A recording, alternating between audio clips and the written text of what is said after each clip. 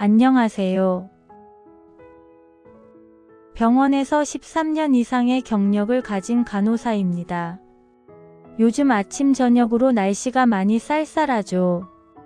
이럴 때 꼭 조심해야 하는 질환이 있습니다. 바로 뇌졸중, 흔히 중풍이라고 부르는 병이에요. 오늘은 뇌졸중의 전조 증상과 대처 방법, 그리고 예방법에 대해서 알아보도록 하겠습니다. 뇌졸중은 크게 두 가지로 나뉩니다. 첫째는 뇌혈관이 막혀서 생기는 뇌경색, 둘째는 뇌혈관이 터져서 생기는 뇌출혈. 이 두 가지를 모두 아울러 뇌졸중이라고 합니다. 즉, 피가 막히거나 터져서 뇌가 제 기능을 하지 못하는 상태를 말하는 거예요. 추운 날씨에는 혈관이 수축하면서 혈압이 갑자기 올라가 뇌졸중 위험이 높아집니다. 미국 심장협회 AHA에 따르면 기온이 5도 떨어질 때마다 뇌졸중 발생률이 약 11% 증가한다고 합니다. 그럼 이제 몸이 보내는 뇌졸중 전조 증상을 알아보겠습니다. 집중해서 보세요. 이건 정말 놓치면 안 됩니다. 그리고 무엇보다 중요한 사실은 전조 증상이 발생한 본인은 잘 모르고 지나칠 수 있다는 것입니다. 실제로 병원에서 뇌졸중 환자들을 봤을 때 한쪽 팔이 잘 올라가지 않거나 다리가 잘 움직여지지 않는데도 본인은 괜찮다고 하시며 퇴원하겠다고 하는 분들이 꽤 있었습니다. 이러한 증상들 역시 뇌졸중의 증상 중 하나인 것입니다. 뇌의 기능이 떨어져서 판단이 흐려진 것입니다. 그래서 이 사실을 꼭 기억하고 있다가 가족 중에 이러한 증상이 나타나는 경우 빠르게 대처하시길 바랍니다. 그럼 대표적 전조 증상에 대해서 말씀드리겠습니다. 첫째, 얼굴 한쪽이 처지거나 웃을 때 비대칭이 생긴다. 이는 미묘해서 캐치하기 어려울 수도 있기 때문에 평소와 다르게 표정이 뭔가 부자연스럽다면 주의 깊게 살펴보시기 바랍니다. 둘째, 한쪽 팔이나 다리에 힘이 빠진다. 갑자기 잘 걷던 분이 다리에 힘이 잘 들어가지 않아 못 걷겠다고 한다면 같은 방향의 팔의 힘도 체크해 보시기 바랍니다.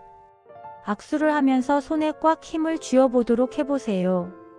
평소보다 힘이 빠져 있다면 전조 증상일 가능성이 있습니다. 셋째, 말이 어눌하거나 단어가 잘 안 나온다.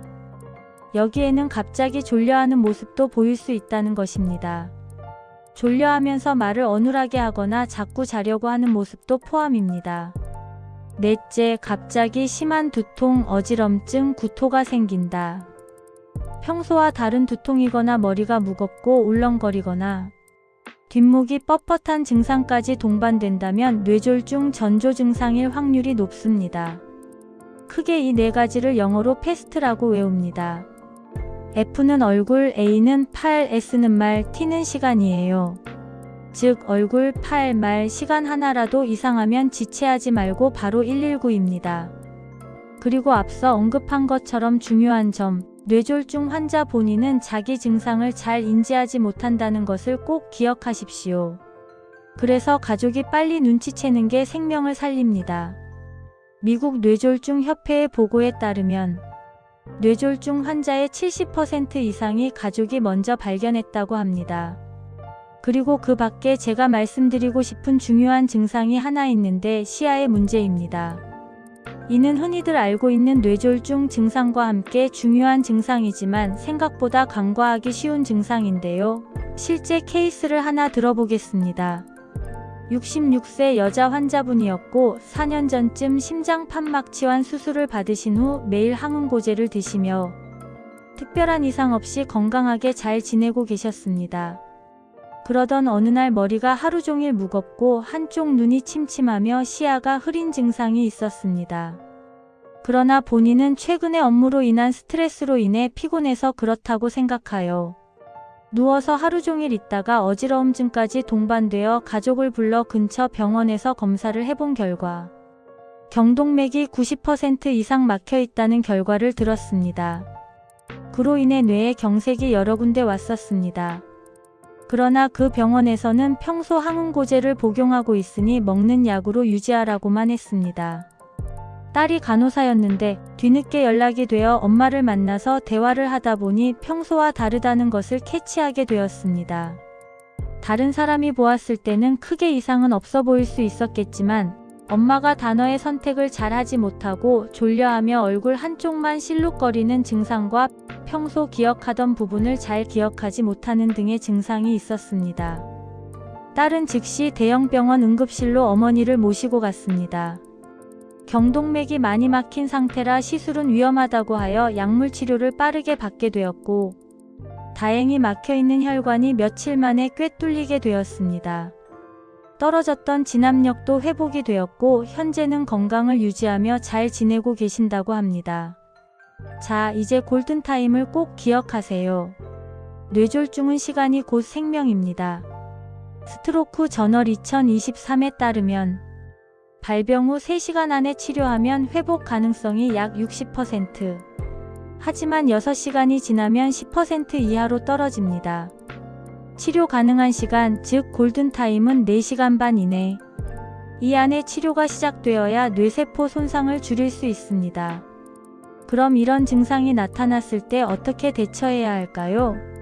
첫째, 즉시 119에 신고하세요. 절대 직접 운전하지 마세요. 이동 중 증상이 악화될 수 있습니다. 둘째, 의식이 있으면 누워 머리를 살짝 낮게. 뇌로 가는 혈류를 돕는 자세예요. 셋째, 음식이나 물, 약 절대 먹이지 않기. 삼키는 근육이 마비되어 기도로 넘어갈 수 있습니다. 넷째, 증상 시작 시간을 기억하기. 병원에서 혈전용해제 TPA 투여 여부를 결정할 때 이 시간이 결정적인 기준이 됩니다. 허혈성 뇌졸중은 혈관을 막은 혈전을 녹이는 TPA 주사를 투여합니다. 하지만 4시간 반 이내에만 가능합니다. 랜서 뉴럴러지 2021 연구에 따르면 치료 시작을 1시간 앞당길 때마다 회복 확률이 15% 높아진다고 해요. 출혈성 뇌졸중이라면 혈압을 안정시키고 출혈 부위를 줄이는 치료를 먼저 합니다. 심한 경우 수술로 피를 빼내야 해요. 그래서 병원에 도착하면 CT나 MRI를 반드시 촬영하게 됩니다. 그럼 평소에는 어떻게 예방해야 할까요? 첫 번째, 혈압을 매일 같은 시간에 재세요. 집에서도 자동 혈압계로 관리가 가능합니다. 두 번째, 짠 음식과 가공식품을 줄이세요. 나트륨이 많으면 혈관이 딱딱해집니다. 세 번째, 흡연과 과음은 절대 금물입니다. 니코틴은 혈관을 수축시키고 알코올은 혈압을 불안정하게 만듭니다. 네 번째, 하루 30분 걷기 운동. 혈류순환이 좋아지고 혈당 콜레스테롤이 함께 조절됩니다. 다섯 번째, 수면과 스트레스 관리. 스트레스 호르몬은 혈압을 급상승시킵니다.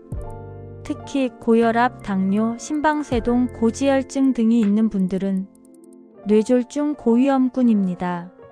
이런 분들은 약을 규칙적으로 복용하고 정기적으로 혈압 혈당 검사를 받는 것이 중요합니다. 추가적으로 고위험군이라면 한 번쯤은 경동맥 초음파 검사까지 받아보는 것이 좋습니다. 추후에 경동맥에 대해서도 영상을 올리겠습니다. 또 와파린 같은 항응고제 복용 중인 분들은 절대 임의로 약을 중단하시면 안 되고 멍이 잘 들거나 잇몸 출혈이 생기면 즉시 병원에 알려야 합니다. 정리해 볼게요. 겨울에는 혈관이 쉽게 수축하고 혈압이 급격히 오릅니다. 뇌졸중은 갑자기 찾아오지만 전조 증상은 미리 옵니다. 본인은 모르고 지나칠 수 있지만 가족이 먼저 알아차리면 골든타임 안에 생명을 지킬 수 있습니다. 오늘 내용이 도움이 되셨다면 좋아요와 구독을 눌러주시고 궁금한 사항이 있으시다면 댓글로 남겨주세요. 친절하게 답변 드리겠습니다. 앞으로 실제적으로 도움이 될 만한 내용을 가지고 찾아뵙겠습니다. 지금까지 간호사가 알려주는 진짜 건강상식이었습니다. 시청해주셔서 감사드립니다.